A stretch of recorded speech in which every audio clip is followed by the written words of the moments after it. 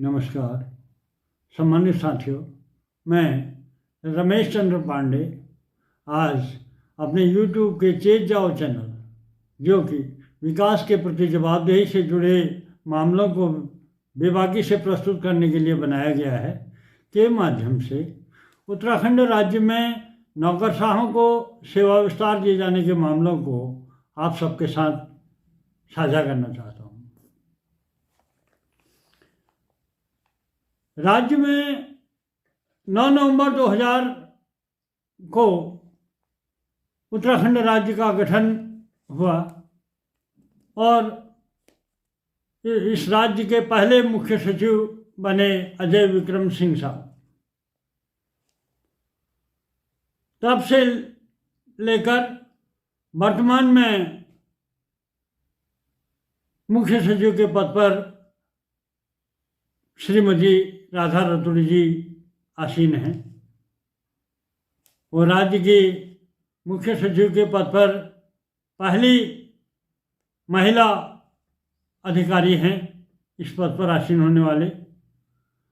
और तो ये सबसे पहले सेवा विस्तार की बात कहें तो इस राज्य गठन के बाद से लेकर वर्तमान तक जितने भी मुख्य सचिव के पद पर जितने भी अधिकारी तैनात रहे, कुछ अपवादों को छोड़कर और कुछ को भारत सरकार को रिलीफ किए जाने के मामलों को छोड़कर अधिकांशतः जिसने भी सेवा विस्तार चाहा उसे सेवा विस्तार मिला। और तो इस क्रम में पूरी डिटेल से बात रखने से पहले मैं ताज़ा मामला बताना चाहता हूँ। श्रीमती राधा रतूड़ी जी, जिन्हें मुख्य सचिव के पद पर 31 जनवरी को नियुक्ति मिली और इसी 31 मार्च को अधिवर्षता आयु पूर्ण करने के फलस्वरूप उनका रिटायरमेंट होना है। इस बीच राज्य सरकार द्वारा लोकसभा चुनाव और प्रशासनिक आवश्यकताओं को मद्देनजर रखते हुए केंद्र को श्रीमती रतूड़ी को 6 माह के लिए सेवा विस्तार दिए जाने का प्रस्ताव केंद्र को भेजा था, जिस पर केंद्रीय कार्मिक एवं प्रशिक्षण मंत्रालय के स्तर से मंजूरी मिल चुकी है। अब 1988 बैच की IAS श्रीमती रतूड़ी जी 30 सितंबर तक मुख्य सचिव के पद पर आसीन रहेंगी।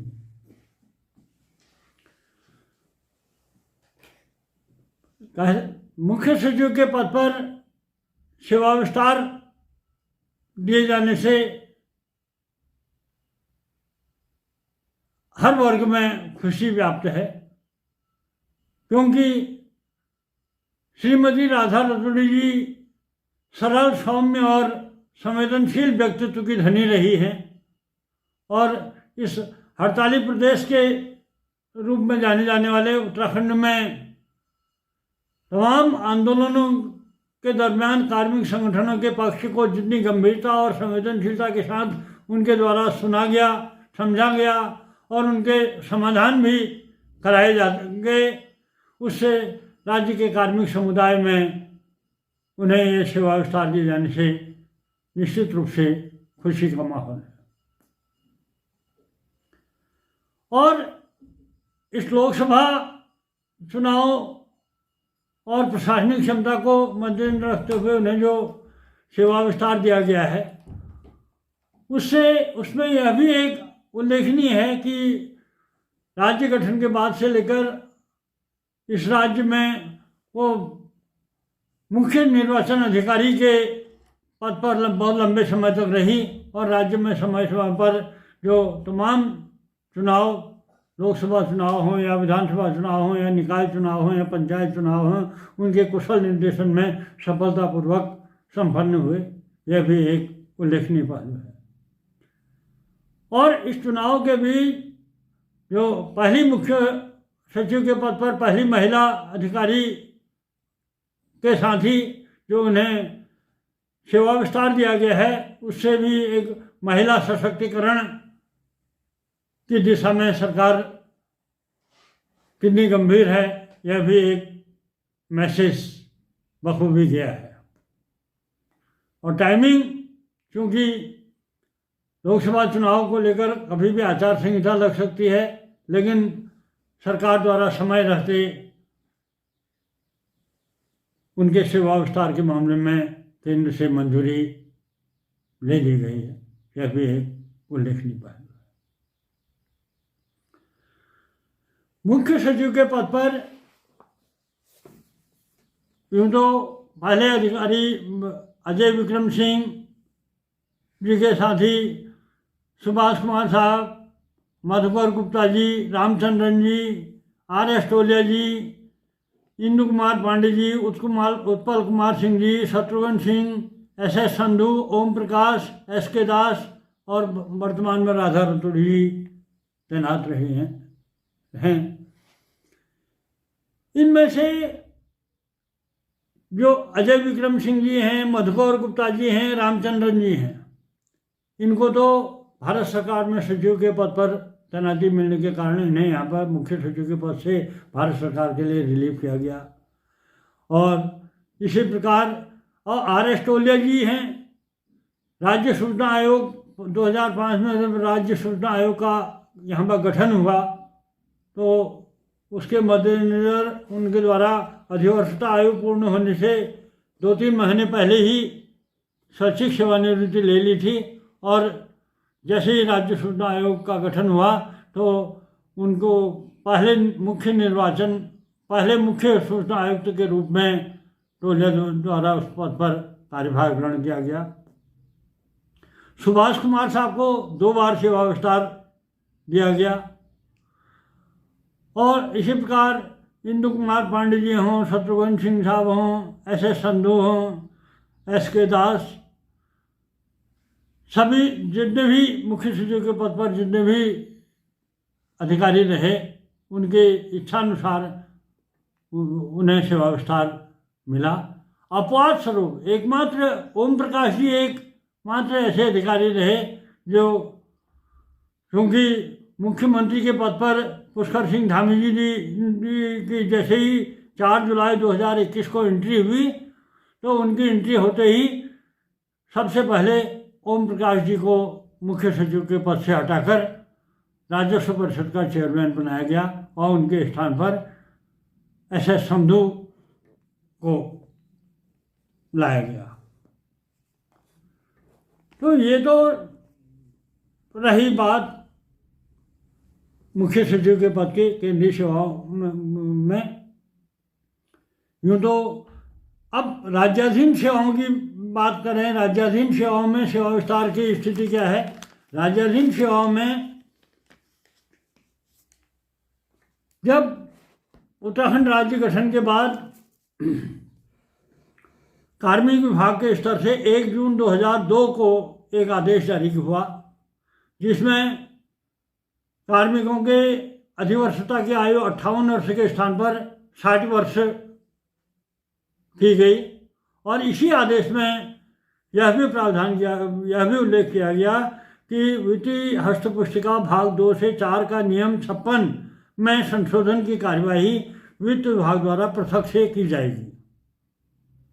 और वित्त विभाग द्वारा 11 जुलाई 2002 को एक अधिसूचना जारी कर नियम 56 में संशोधन करने का नोटिफिकेशन जारी किया गया और उसका गजट नोटिफिकेशन भी जारी हुआ। तो इस नियम 56 में 11 जुलाई 2002 से पूर्व क्या व्यवस्था थी और 11 जुलाई 2002 से क्या संशोधन हुआ, वो एक संक्षिप्त ये है कि पहले अधिवर्षता की आयु 58 वर्ष थी और नियम 56 के परंतुक में यह प्राविधान था कि राज्य सरकार विशेष परिस्थितियों में अधिवर्षता आयु पूर्ण होने के उपरांत भी किसी भी कार्मिक को सेवा विस्तार दे सकती है। अब जो 11 जुलाई 2002 को जो संशोधन हुआ उसमें जब अधिवर्षता की आयु 60 वर्ष हो गई तो उसमें इस नियम 56 में जो परंतुक था वो परंतुक को हटा दिया गया, यानी कि जो विशेष परिस्थितियों में सेवा विस्तार दिए जाने का प्रावधान था उसे हटा दिया गया। तब से राज्य में सेवा विस्तार दिए जाने के मामले कोई भी मामला नहीं आया। वो बात अलग है कि पुनर्नियुक्ति के दिए गए और पुनर्नियुक्ति के मामले दिए जाने के मामले सामने आते रहे, लेकिन सेवा विस्तार दिए जाने का मामला अभी हाल ही में जब SS संधू मुख्य सचिव के पद पर SS संधू को सेवा विस्तार दिया गया तो उसी समय उसी बीच दीपक कुमार यादव प्रमुख अभियंता लोक निर्माण विभाग, जिनकी 30 नवंबर 2023 को अधिवर्षता के फलस्वरूप वो सेवानिवृत्त होने वाले थे, उसी दिन लोक निर्माण विभाग के सचिव पंकज कुमार पांडे के स्तर से उन्हें 6 माह के लिए सेवा विस्तार दिए जाने का आदेश जारी हुआ। अब इसको लेकर सवाल उठे कि जब किस नियम के तहत ये सेवा विस्तार दिया गया, तो जनरल कमेंट ये है कि जब मुख्य सचिव के पद पर को सेवा विस्तार दिया जा सकता है तो इन्हें क्यों नहीं दिया जा सकता है। लेकिन ऑथेंटिक रूप से जो हमने इसकी जांच पड़ताल करी नियम की, उसके अनुसार राज्याधीन सेवाओं में सेवा विस्तार दिए जाने का प्रावधान जो था वो 11 जुलाई 2002 से उस प्रावधान को हटा दिया गया था। तो कोई नियम नहीं था विशेष परिस्थिति में। लेकिन नियम नहीं होने के बावजूद ये दीपक कुमार यादव प्रमुख अभियंता को जो सेवा विस्तार दिया गया, उससे ये सबसे बड़ा सवाल यह भी उठता है कि सेवा संबंधी कार्मिकों के सेवा संबंधी मामलों में, चाहे वो राज्याधीन सेवाएं हो या केंद्रीय सेवाएं, उनमें एकरूपता होनी चाहिए, समानता होनी चाहिए। क्योंकि विधि के समक्ष समानता और अवसरों में समानता, रूल ऑफ लॉ की बात तो होती है, लेकिन यहाँ पर यह बिल्कुल समानता की स्थिति अपवाद है। और बेशक राज्याधीन सेवाओं में भी सेवा विस्तार दिया जाए, लेकिन क्योंकि ये बात होती है कि उत्तराखंड में नियम कानूनों की बड़ी दुहाई दी जाती है, यहाँ पर नियम कानूनों की व्यवस्था बहुत अच्छी है, तो नियम कानूनों के अनुरूप ही कार्य भी होना चाहिए। जब नियम ही नहीं है तो उसमें सेवा विस्तार कैसे दिया गया, ये एक सवाल उठा। और इसके लिए चाहिए, सरकार को चाहिए कि जैसे केंद्रीय सेवाओं में भी और राज्याधीन सेवाओं में भी एकरूपता लाने के लिए अगर किसी को सेवा विस्तार दिया जाना है तो उसको तहत नियम में, जैसे ये नियम में जो परंतुक था, नियम 56 का जो परंतुक था, उस परंतुक को बहाल किया जाए या उस नियम को विनियमित किया जाए। विनियमित करने के बाद अगर सेवा विस्तार दिया जाए तो कहीं कोई आपत्ति नहीं होगी। अब यहाँ पर क्या है, केंद्रीय सेवाओं में भी जो विशेष परिस्थितियों में अपवाद स्वरूप जो सेवा विस्तार दिए गए, उन्हें कालांतर में एक नज़ीर के रूप में लेते हुए एक सामान्य नियम के रूप में लिया जाने लगा और एक परिपाटी बन गई, जो कि गलत है। तो पूरे मामले में सबसे गौर करने वाली बात है कि राज्याधीन सेवाओं में और केंद्रीय सेवाओं में सेवा विस्तार को लेकर एकरूपता होनी चाहिए। और जिस प्रकार राज्याधीन सेवाओं में सेवा विस्तार दिया गया है बिना नियम के, वह बिल्कुल ही गलत है। ऐसे नियम के विपरीत ऐसे राजकाज के मामलों में को गंभीरता से लिए जाने की जरूरत है। सैद्धांतिक रूप से सेवा विस्तार को गलत मानने के बावजूद मैं अपने चेत जाओ चैनल की ओर से मुख्य सचिव के पद पर आसीन श्रीमती राधा रतूड़ी जी को एक बार पुनः सेवा विस्तार किए जाने के लिए शुभकामनाएं देते हुए उम्मीद करता हूं कि इस राज्याधीन और केंद्रीय सेवाओं में सेवा विस्तार के मामलों को मैं एकरूपता लाने की दिशा में विचार विमर्श कर सरकार के समक्ष इसको विचारार्थ प्रस्तुत कर इस पर अपेक्षित निर्णय करवाएंगी। इसी के साथ अपनी बात को विराम देता हूँ और उम्मीद करता हूँ कि मेरे इस तेज जाओ चैनल को लाइक, सब्सक्राइब और शेयर करते रहेंगे। धन्यवाद।